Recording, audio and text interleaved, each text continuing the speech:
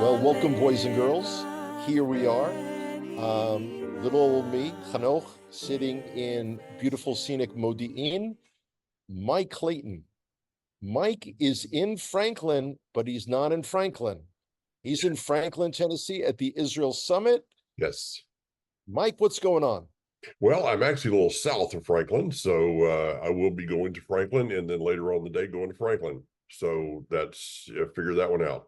And by the way, Hanok, just in case you have, when you come to the States, if you have my patch and you need to give that to somebody else, you have permission because I have my own now. Really? Yes. Someone brought some patches.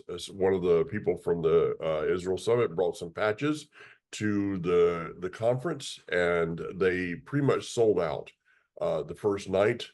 And so I have my Mashiach patch, I have my Temple Mount patch, like you do, and the great news we've got. It's been amazing. I'll probably do some update on this next week, but a lot of good contacts, looking around, who's here, meeting a lot of people, and have some a really great thing that's going to be added to our Bezrat Hashem, God willing, with his help, one day our tour that you're going to be really excited about. So I'll give you that offline sometime. But I do have one piece of news for everybody is that if you're looking for a great supplier for Israel wines, I found it for you right here. And this is israelgoodwine.com. Alana and her husband, I can't remember his name now. I talked to her more, but because he was talking to somebody else. So they have wines from Harbrika, from Shiloh, from Saigot, and the rumor is, hang on to this one. The rumor is that for those that are attending Life Assembly this Shabbat, there just might possibly be and I'm freezing up again. Why am I doing that? There just may possibly be a bottle of Tura Rosé. How exciting. Quite possibly. Yeah. So, okay. So a lot going on. I'm freezing up, so I look really dumb. And so I'm going to turn this over to you, and we'll figure this out. And what is this? I leave Franklin. This happened in Gloucester, and now it's happening here. So, okay, take it away. Well, that's an American issue. I'm sorry I can't deal with Okay. that. We here in Israel are a little distracted. Yeah. Um, so many things to talk about. Literally, there are times that I get up in the morning and say, we need to make the Israel update an hour and a half, and we need to do it 2 to 3 times a week just to keep pace. We can't. So I've got to talk as quickly as possible. And let me get right to the point. So the ICC, the International Criminal Mhm. Court, has indicted uh, Bibi Netanyahu, our prime minister, and Yoav Gallant, our minister of defense, as well as the two leaders of the Hamas terrorists. Um, Colonel Richard Kemp, formerly retired of the former British commander of British troops in Afghanistan, basically said that would be like trying Winston Churchill at the Nuremberg trials alongside the Nazi war criminals. This is beyond belief. Moving right into the next issue. So it appears that we've got Norway, Spain, and within days, Mhm. Ireland declaring a recognition of a Palestinian state, which is astounding because there are no boundaries, because this is a country, this is a nation, quote unquote, that has never existed before in the history of the world. Mhm. So this is like beyond belief. It is amazing how the entire world is running full bent, ignoring numbers. UN changes the numbers of alleged casualties in Gaza. People don't care. People continue to accuse Israel of genocide. the numbers don't add up, and it's crazy. But meanwhile, the big news, as far as I can see, is Israel has very sadly opted for a limited operation in Rafiah, Yeah. in Rafah, as we kowtow to the wishes of the government of the United States of America. So, and again, I don't deal with rage very well. And I pity the poor person on any of these 17 stops that I'll be speaking at that tells me how, despite what they hear, they support Netanyahu as our prime minister. Seriously. I mean, I've been working on my rotator cuff so I could slap people without it hurting me. Okay. The areas in Rafiah that we have entered, and it's not all of Rafiah and not all of the Philadelphia corridor, which again, remember, from 1967 until 2005, we sat there. We know what was there along the Egyptian border. Yeah. And when we were in control, none of this tunnel stuff went on. And believe it or not, now again, please, everyone remember, we have a peace treaty with Egypt. We have treaties with two Arab nations, peace treaties. One is Jordan, make me sick to talk about it, and the other is Egypt. And we have found 50 tunnels going from Egypt into Gaza. Now, my Israeli contacts just yesterday reminded me of something that I had read a while ago. It appears that President Sisi of Egypt, his son makes millions of dollars transporting weapons into Gaza from Egypt. Now, so we know that Egypt's not our friend, but understand Egypt's greatest ally in the world, their supplier of all their military equipment, and they've got a ton of it, is the United States of America. Yeah. So when the US was telling us for the longest time, don't go into Rafiah, they knew this. Now, the question I have is, what about our poor hostages? Those, however few they are, that remain alive? You mean to tell me they're still in Gaza, or they've been smuggled out to Egypt? Are they going to turn up from Egypt in a press conference in Tehran? It is beyond maddening, beyond sickening, Yeah. and it just goes on. Other news. September 7th, no, I didn't make a mistake on the date. September 7th, there was a major meeting of the IDF. And a report was given. This is a month before October 7th. The month was given because we perceived at the time, we were totally blinded by our own arrogance, stupidity, and unwillingness to believe the actual data and intelligence that we were seeing. We believed that we were about to be invaded by Hezbollah. And on September 7th, the IDF concluded that we didn't have enough troops positioned in the right areas to prevent the overrunning of multiple military bases, towns, villages, and cities. So what this leads me to conclude is all the information that we've been given over the years that the leadership of our country, both political and military, were on top of things and they were prepared to truly defend Israel. That obviously was not true. We were also told all these years that Israel has the capability to fight two major wars simultaneously. But we're not going to war with Hezbollah yet because we don't have enough manpower. Wow. And it is, I mean, I can't sleep at night. We have 80,000 Israelis up north that still cannot go home. And all of this has occurred under this is under Netanyahu's watch. We currently have the government that's described as the most right wing in Israel's history. Hmm. And we have this. Yeah. But understand something. He allowed Israel to be totally outflanked by Hamas and Hezbollah, the two Iranian proxies closest to us.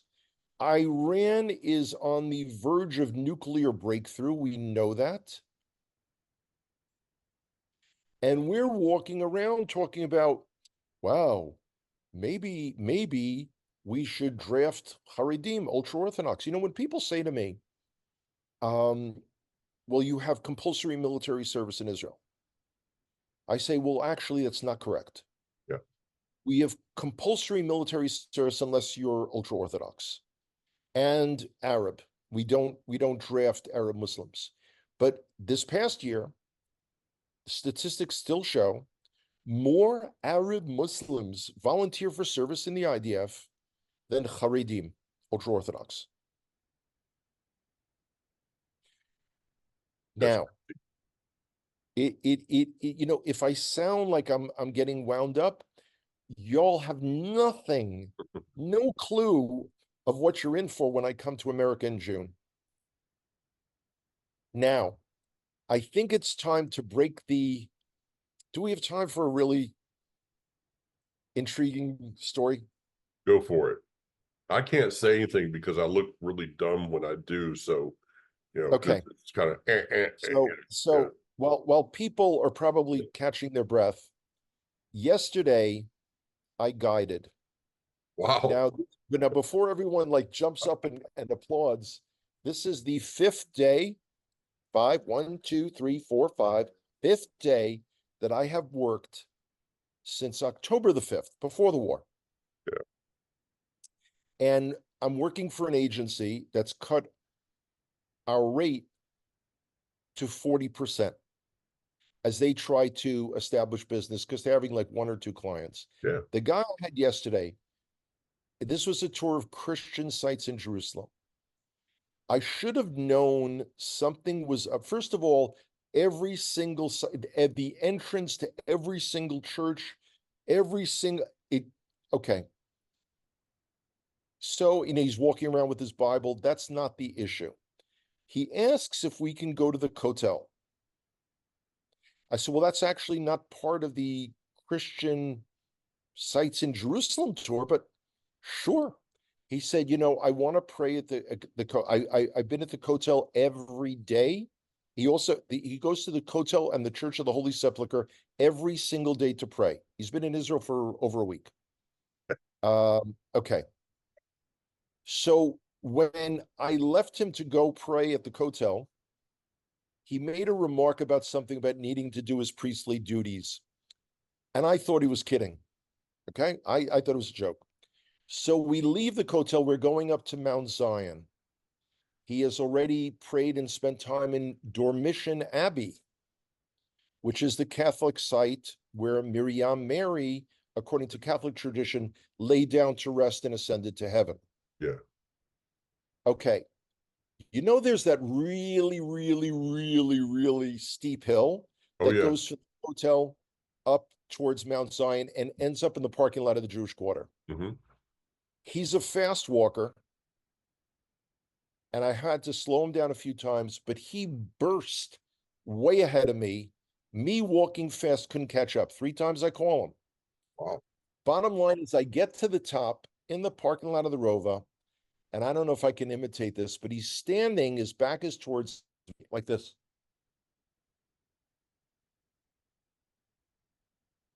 I think the guy's having a stroke. I'm talking to him, he's unresponsive. I'm touching his, are you okay? Let's go sit down. Let's sit in the shade. Let's have some water. Do you have any pain radiating down your left arm? Now, understand something. I have liability coverage. Every good tour guide pays for it. It doesn't cover having someone croak on your watch. Okay? Does not. I'm trying to he is not talking to me. He's just, he's whimpering a little bit from, mm, mm. Got really dark sunglasses. I can't see his pupils. I call Magen David Adom. You know, our one of our volunteer ambulances. They come. He won't talk. Then he says, "I have to go," and he continues walking. Walks away from the paramedics. I'm chasing after him. Gets to Shart Zion, the gate of Mount Zion.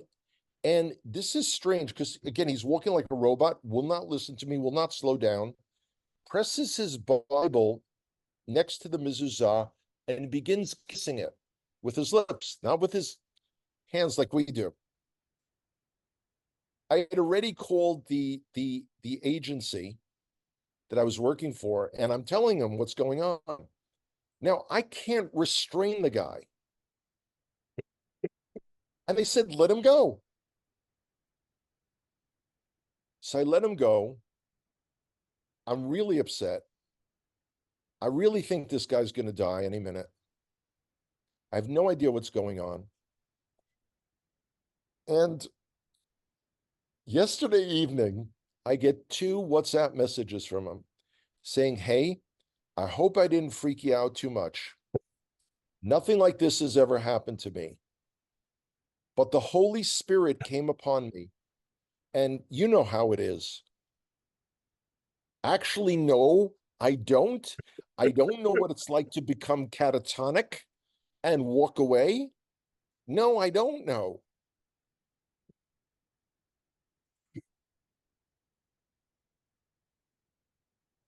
Meanwhile, I'm hearing, I'm on the highway to hell. This guy is like freaked out. So when I contact the operations guy from the agency afterwards, and I say this is Jerusalem syndrome, do you know what he says to me? He said, wow, you know, I hadn't heard about it until I saw that episode of The Simpsons when they were in Israel. And I'm thinking, oh my God, that's his frame of reference. His frame of reference is The Simpsons. So I'm torn up inside with the news. I'm clearly dealing with a handful of loons from the moon. And you're there at the Israel summit where some of the truly best people in the world Yeah. Oh yeah. are. This is like, we're going to have a gathering of among the best of the best. Yeah. And I'm still shocked when I see the comments from people like you that post. And there are people saying, wow, I didn't hear anything about this. How can you not be linked into Hayovel and the Israel guys? I, I don't know, Hanok, and it's amazing. I hope my audio is better than my picture here, but Oh, your audio is perfect. okay, great. So the the whole thing around this of the protesters threatening the hotel, we didn't know what we were getting into. Nobody knew what was going to be happening when we pulled in the parking lot. There's been absolutely nothing. The security is great. We get wanded, and it's like going through TSA. They're friendly. They're laughing up, as they're doing all their stuff, and but to be here, there's probably about 400 people, I think, in the room. I was told yesterday there's about 500 online, but Great. Hanok, that should be multiplied by many times. Sir. There are, with it being on a Monday, Tuesday, Wednesday, there are a lot of people that could be here that are not. And, Yeah. and I'm not going to focus on the ones that are not. It's just whatever. But those people that are here, I've seen people I haven't seen in 15 years that, Wow. that are here.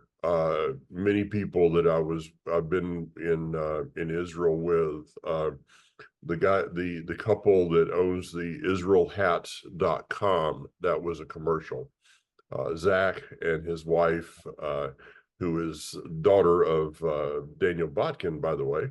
But they are Really? here. Yeah. Of course, the David and Al are here. Many people that I've known, I've worked with. And as you say, this is the best of the best that are here. And I know that, a lot of people, it was like, wow, okay, with all the changes and stuff, but this is, God willing, this is going to happen again. And, you know, I mean, in the end, we've got some people, or politicians, which, whatever, Caroline Glick was speaking yesterday, riveting, in her what she was saying, um, being able to just be around some of these people, to meet them, the projects that are going on in Israel right now that Hayavel is involved in, that we are involved in. One of them is a horse therapy farm. I'll key people into that one. You may know something about this. I'm here with one of the owners and some of the folks that are there at that farm, and also hanging out a little bit with one of the cowboys. Now that's cool, but he spoke yesterday, and it was I mean, to think about somebody that's as shy as Zeke is, and him getting up on the platform with his cowboy hat and his boots and everything and speaking. I mean, it was just like you could see that he totally out of fish out of water kind of thing. But Yeah, one of the things absolutely. I'll go away with, I think, my statement of this came from someone, Ishai. Are you Fleischer, okay? Fleischer, Yishai Uh, Fleischer. he's down in Hebron, and I tweaked his, and I'm going to be doing some work with this soon. I tweaked his statement a little bit that he made, and I'm going to talk to him hopefully today about this. Uh, he said the most powerful thing on earth is an event whose time has come. But I tweaked that a little bit.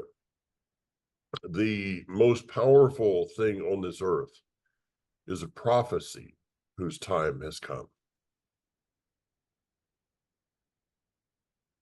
Yeah, I like that. Of yeah. course, and now that it's, open to change or addition, I would say, a prophecy whose time has come and people are willing to do something about it. Well, I mean, the power is in that to begin with. I guess, Sure. the whole thing is, it comes back down to something we've talked about so many times on of people have the opportunity to either be a part, Yeah, um, and I don't have my notes up here, but I wrote down a comment yesterday from Zeke that in cowboy language, uh, from Montana, he says, you can talk about stuff, but if you ain't doing anything, it ain't helping anybody. Uh, it's you very know, true. yeah. The So it's we repeatedly talk about how it's a time of sorting out and it's a yeah, time of choice and is or is you ain't. yeah. And yesterday's guiding experience, which, left me shaking, reminded me back in the days when I was a baby tour guide.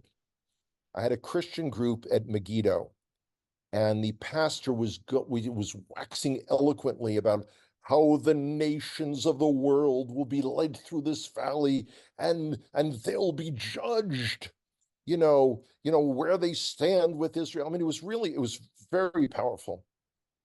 And then he turned and he said to me, he said, "Are you looking forward to that day?" I think he said brother, but like whatever. And I said, "Oh man, I've actually applied for the concession to sell popcorn as we're sitting watching all of those who have done what they've done to us and that is going to be the greatest day ever. I kind of took the wind out of the sails, and seriously, I mean, really, I am in no mood to walk around, with large bags of popcorn. But on that day, I'll Yeah, have energy to do it. yeah. One of these days you're going to have to do the Young memoirs of tour guiding, which of course I'll probably have a couple of chapters in there of things that have happened to us. But It is to you see, can't make this stuff. First of all, um, okay, now there's too much detail about this guy. It was fascinating, and there were enough warning signs, and he actually, I was signed up to go on a tour today, and it turned out he was the only person on it. And again, remember, I have no income. yeah, I mean, I have no way of paying this airfare to America that's happening next month. Um, but I said no, I'm not. yeah, Seriously. yeah. I mean, unless you give me a taser where I could put the guy down, I'm not gonna do it. You have to wait for the book to come out to get all the rest of Okay, the quick details. thing. Yeah, Can you see the patch? got it. Okay, this patch and the green version, I'm bringing a bunch to America, but I know the way this is going to happen. So if you want one, you've got to contact me. You've got to message me. Now's the time to do it. I've got probably about another 7 or 8 days, whatever, to the end of the month, June 1st, let's say, where, I'm taking the orders is you is or is you ain't gonna get it. Because I will only be able to bring a limited amount. And with so many speaking gigs, by the time I get to the second half of the tour, I know I won't have any left. Yeah, yeah. Your Well, choice, folks. that's right. That's right. Wow. So I'm here for a few more hours. The Israel guys are doing a panel discussion today, Great. and going to be spending a little bit of time with various people that I'm heading out from here. I'm going to be I'm probably going to, in the next few days, just kind of look over my notes a little bit and possibly do a short video, which will be up on Facebook of thoughts from here. But Great idea. Wonderful. yeah, we'll see how that goes. All right. So uh okay, stay out of trouble. Okay. Don't guide anybody with Jerusalem syndrome again. I'm trying not to. I mean, Seriously. I mean, again, yet another reason why our police won't give me a yeah, handgun permit. there's numerous. I mean, that's we could write a book on that. Okay. We all know that. Okay. We do. We do. So all right. Well, I've got to head out and get to the Yeah. Israel summit, and Regards to everyone, Mike. you got it. Please All right. Take care. take care. Bye bye.